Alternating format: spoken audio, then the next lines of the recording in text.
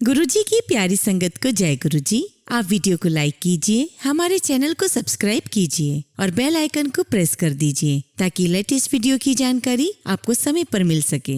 जय गुरुजी। हमारे प्यारे और शिव रूपी परमपिता गुरुजी के चरण कमलों में शत शत प्रणाम और गुरुजी की डिवाइन संगत को जय गुरुजी। संगत जी, गुरुजी हमेशा कहते हैं कि शिव पुराण का पाठ किया करो। गुरुजी के परम मित्र शिव अंकल को गुरुजी ने साक्षात शिव के रूप में दर्शन दिए थे और गुरुजी ने शिव अंकल को यह भी कहा था कि शिव, तू शिव पुराण का पाठ किया कर। संगत जी, गुरुजी ने अनेकों संगत को शिव पुराण का पाठ करने को कहा था और हमारी कोशिश है कि हम हर संगत तक शिव पुराण का पाठ पहुंचा सकें। इसलिए संगत जी, आप इसे बिल्कुल भी नजरअंदाज ना करें, अनदेखा ना करें। यह दिव्य ग्रंथ गुरुजी द्वारा बताया गया है तो बहुत ही महत्वपूर्ण है। इसे हम सभी संगत को सुनना चाहिए। इसमें हम सबका उद्धार होना निश्चित है और हम सबके मोक्ष और मुक्ति का द्वार इसी से खुलेगा। संगत जी, यदि आपका कोई भी अध्याय मिस हो गया हो तो आप हमारे चैनल में शुरुआत से अध्याय 1 से लेकर अभी तक उसे सुन सकते हैं। आज हम विंध्येश्वर संहिता का 11वां अध्याय सुनेंगे और जानेंगे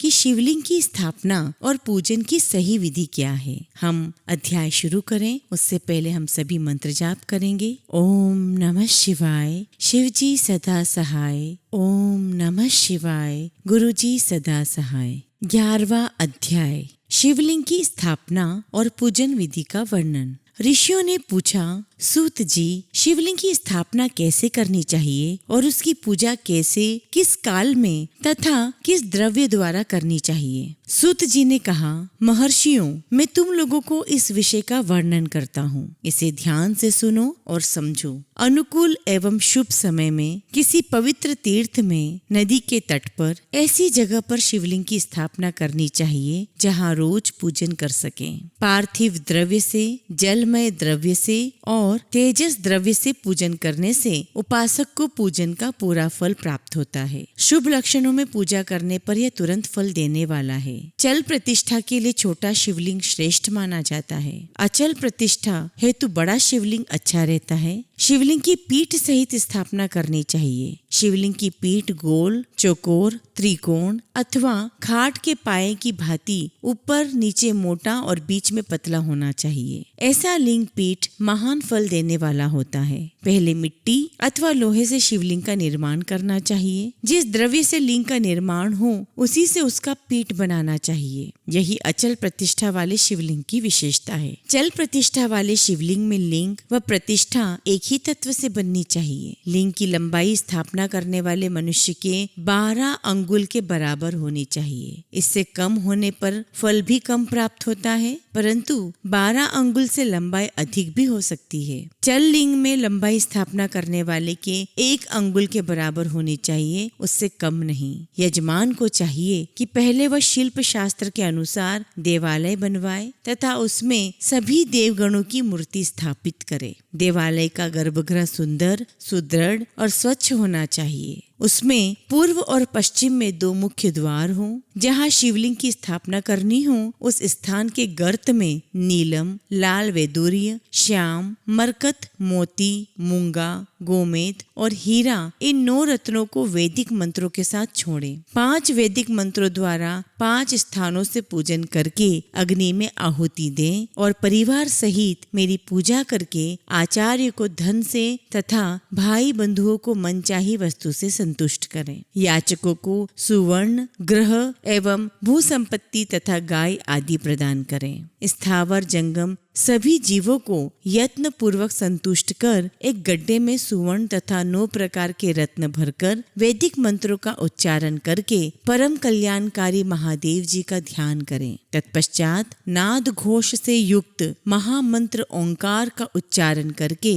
गड्ढे में पीठ युक्त शिवलिंग की स्थापना करें। वहाँ परम सुंदर मूर्ति की भी स्थापना करनी चाहिए तथा भूमि संस्कार की विधि जिस प्रकार शिवलिंग के लिए की गई है उसी प्रकार मूर्ति की प्रतिष्ठा भी करनी चाहिए। मूर्ति की स्थापना अर्थात प्रतिष्ठा पंचाक्षर मंत्र से ही करनी चाहिए। मूर्ति को बाहर से भी लिया जा सकता है, परंतु वह साधु पुरुषों द्वारा पूजित हो। इस प्रकार शिवलिंग व मूर्ति द्वारा की गई महादेव जी की पूजा शिवपद प्रदान करने वाली है। स्थावर और जंगम से लिंग भी दो तरह का हो गया है। वृक्ष लता आदि को स्थावर लिंग कहते हैं और कृमि कीट आदि को जंगम लिंग। स्थावर लिंग को सींचना चाहिए तथा जंगम लिंग को आहार व जल देकर तृप्त करना चाहिए। यूं चराचर जीवों को भगवान शंकर का प्रतीक मानकर उनका पूजन करना चाहिए। संगत जी, अर्थात ये है कि हमारे लिए जगत में जितनी भी चीजें, जितनी भी वस्तुएं भोलेनाथ ने दी हैं, वो सभी लिंग के स्वरूप ही है। स्थावर लिंग अर्थात हमारे पेड़ पौधे, वृक्ष, उनकी लताएं, उन्हें स्थावर लिंग कहा गया है और कहा है कि उन्हें हमें निरंतर जल देकर सिंचित करते रहना चाहिए। वहीं दूसरी ओर जो दूसरे छोटे जीव हैं, जितने भी जीव हैं, वो हमारे लिए जंगम लिंग के समान है। हमें उन्हें निरंतर आहार और जल देते रहना चाहिए, उन्हें तृप्त करते रहना चाहिए। इस प्रकार पूरी सृष्टि ही लिंग के समान भोलेनाथ ने बना दी है। इस तरह महालिंग की स्थापना करके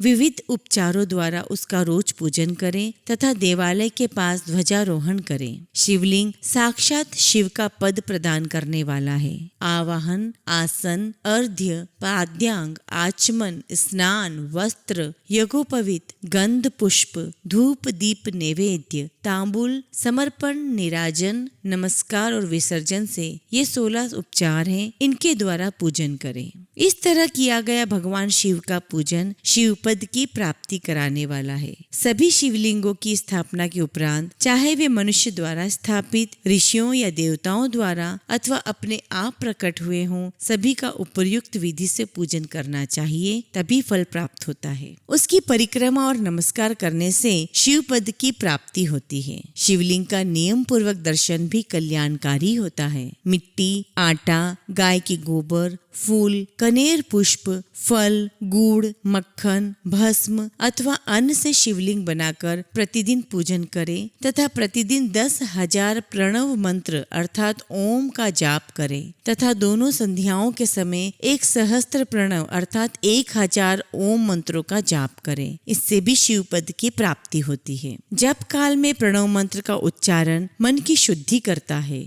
नाद और बिंदु से युक्त ओंकार को कुछ विद्वान समान प्रणव कहते हैं। प्रतिदिन 10,000 पंचाक्षर मंत्र अर्थात नमः शिवाय मंत्र का जाप अथवा दोनों संध्याओं को 1 सहस्त्र अर्थात 1000 मंत्र का जाप शिव पद की प्राप्ति कराने वाला है। सभी ब्राह्मणों के लिए प्रणव से युक्त पंचाक्षर मंत्र अर्थात ओम नमः शिवाय अति फलदायक है। कलश से किया स्नान, मंत्र की दीक्षा, मातृकाओं का न्यास, सत्य से पवित्र अंतकरण, ब्राह्मण तथा ज्ञान रूपी सभी को उत्तम माना गया है। पंचाक्षर मंत्र का 5 करोड़ जाप करने से मनुष्य भगवान शिव के समान हो जाता है। 1, 2, 3 अथवा 4 करोड़ जाप करके मनुष्य क्रमशः ब्रह्मा, विष्णु, रुद्र तथा महेश्वर का पद प्राप्त कर लेता है। यदि 1000 दिनों तक प्रतिदिन 1000 जाप पंचाक्षर मंत्रों का किया जाए और प्रतिदिन ब्राह्मण को भोजन कराया जाए तो इससे अभिष्ट कार्य की सिद्धि होती है। ब्राह्मण को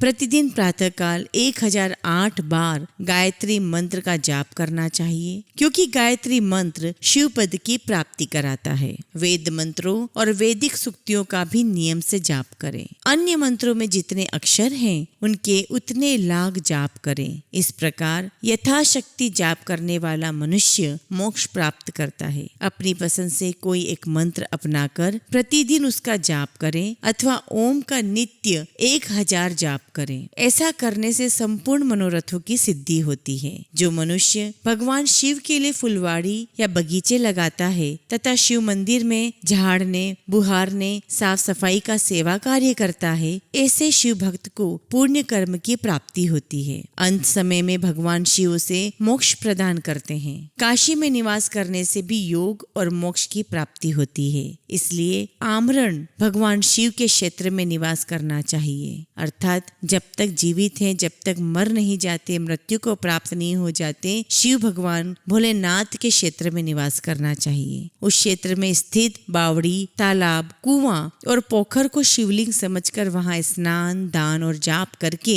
मनुष्य भगवान शिव को प्राप्त कर लेता है। जो मनुष्य शिव के क्षेत्र में अपने किसी मृत संबंधी का दाह संस्कार, मासिक श्राद्ध अथवा वार्षिक श्राद्ध करता है अथवा अपने पितरों को पिंड देता है, वह तत्काल सभी पापों से मुक्त हो जाता है और अंत में शिव पद प्राप्त करता है। और इस संसार में अपने वर्ण के अनुसार आचरण करने व सदाचार का पालन करने से शिव पद की प्राप्ति होती है। निष्काम भाव से किया गया कार्य अभिष्ट फल देने वाला एवं शिव पद प्रदान करने वाला होता है। दिन के प्रातः, मध्याह्न और सायं 3 विभाग होते हैं। इनमें सभी को एक एक प्रकार के कर्म का प्रतिपादन करना चाहिए। प्रातः काल रोजाना दैनिक शास्त्र कर्म, मध्याह्न सकाम कर्म और सायंकाल शांति कर्म के लिए पूजन करना चाहिए। इसी प्रकार रात्रि में 4 प्रहर होते हैं। उनमें से बीच के 2 प्रहर निशीत काल कहलाते हैं। इस काल में पूजा करनी चाहिए क्योंकि यह पूजा अभिष्ट फल देने वाली है। कलयुग में कर्म द्वारा ही फल की सिद्धि होगी। इस प्रकार विधि पूर्वक और समय अनुसार भगवान शिव का पूजन करने वाले मनुष्य को अपने कर्मों का पूरा फल मिलता है। ऋषियों ने कहा, सूत जी, ऐसे पुण्य क्षेत्र कौन कौन से हैं जिनका आश्रय लेकर सभी स्त्री पुरुष शिव पद को प्राप्त कर ले? कृपया हमें समझाइए। संगत जी, आपने 11वें अध्याय में जाना कि शिवलिंग की स्थापना कैसे करनी है और पूजन विधि क्या है। हालांकि तो प्रैक्टिकल हमारे लिए इतना सब संभव नहीं है, लेकिन इसमें से जो हम कर सकते हैं वो हमें पूर्ण श्रद्धा के साथ करना चाहिए। कम से कम हम ओम नमः शिवाय मंत्र का दिन रात जप कर सकते हैं। चलते फिरते कुछ भी काम करते समय आपके जबान पर ओम नमः शिवाय मंत्र का जाप होते रहना चाहिए। आप सुबह उठते से ही, नींद खुलते से ही हमारे मन में ओम नमः शिवाय चलते रहना चाहिए जब तक कि हम रात में सो ना जाएं। दिन रात सोते बैठते उठते जागते हमें भोलेनाथ को याद करते रहना चाहिए। हमें अंत में जरूर भोलेनाथ मोक्ष की प्राप्ति कराएंगे। संगत जी, कल हम विंध्येश्वर संहिता का 12वां अध्याय सुनेंगे। ओम नमः शिवाय। शिव जी सदा सहाय। जय गुरु जी। शुक्राना गुरु जी।